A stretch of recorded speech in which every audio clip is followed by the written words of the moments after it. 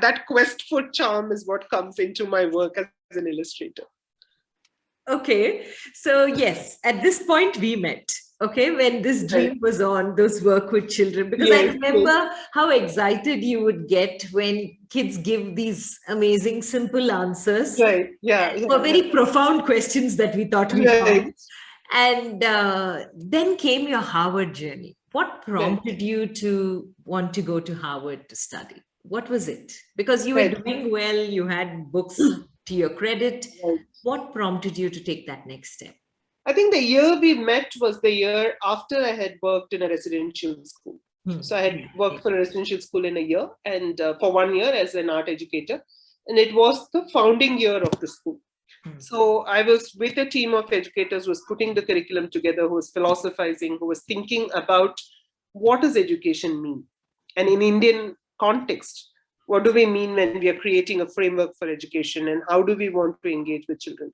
And that year was very intense for me. It was 100 students from first grade to seventh grade. And in a residential school context, you're with them all the time.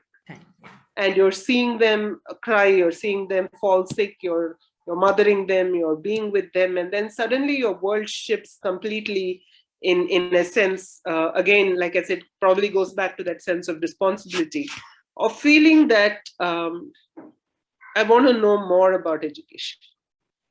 And I particularly want to know more about the arts and education, primarily because these children had ways of seeing the world through art, which just opens perception in so many diverse ways. Like I still remember one of my students, one line of her poem, Jordana Countenho, I think is her name. And one of the lines she wrote in her poem was, "I can hear the rhythm of 1,000 years." And she was a fifth grader at that point, right? And to me, this was fascinating. Like, what is this line that a child can write? That she can hear the rhythm of 1,000 years. And what does that mean? And, and there's clearly that vastness of heart that a child has at that point. And she also has the words, very metaphorical words, to recount this vastness and this sort of joyousness that she could experience. So to me, how does one interpret, understand, engage with children's worlds in art education and through art education became a very big sort of internal inquiry that I wanted to pursue further.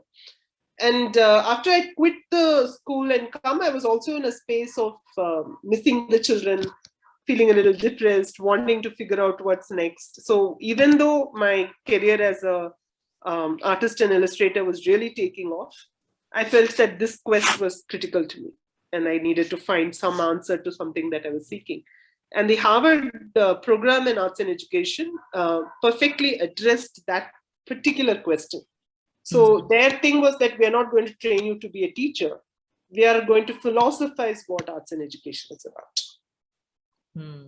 And then I just fell in love with that, the abstract of that program. And I said, okay, this is the program that I have to go to. It was like that funny moment where everybody was like, okay, you're taking a lot of effort to write your GRE, your TOEFL, and applications and all this stuff. Are you really saying you're only going to apply to Harvard? And I was like, yeah, but that's the course I want. The level of naivety. And then because everybody said, okay, having taken so much effort, perhaps you should apply to a couple of others. So I very diligently did start my application for 2 or 3 more, but I think I finished only 1 more, like Harvard and perhaps New York University for a PhD at that point. I already had a master's, so I did apply. This Harvard was a master's program and the other was a PhD program. And then finally I did get through Harvard, and of course the rest of the story you were there, so you're familiar with. But yeah, it was a time of trying to make ends meet and taking the decision whether to go or not, and then the life-turning sort of set of events that happened at that point. Again, perhaps a lot that taught me about tenacity, to live through it. And I think my favorite memory, in the sense of the hardest but most favorite memory of that time, is going to Bombay during the monsoon rains for 2 of the scholarship interviews. One was with the Lady Meherbai Tata Foundation Trust, and the other was with Lotus Trust. And I went and stayed with my friend in her hostel, but it was pelting rain and I was completely unprepared for the monsoon rains of Bombay. and I traveled in the rain, and I walked in wet, bringing out my clothes to each of these interviews. And there were air-conditioned rooms, and I was like, okay, I went through and through, and I'm going to be sitting in an air-conditioned room for an hour giving my interview. It was a fantastic set of interviews, both, I think, I remember the Tata Trust had at least 5 people interviewing me, and Lotus Trust, of course, had 1 senior member interviewing me, and very pertinent and very thoughtful questions that, for me at that point, was in some sense it's evaluation, but it's also very considerate of my work at that point and who I was at that point. And I think I really enjoyed those interviews very much, and I was very lucky to get both the grants. And the Tata Trust, actually, they had advertised for a 50,000 grant, and they gave me a 2 lakh grant at the end of the interview. So they were, in many sense, more life-changing than perhaps the actual admission to Harvard itself.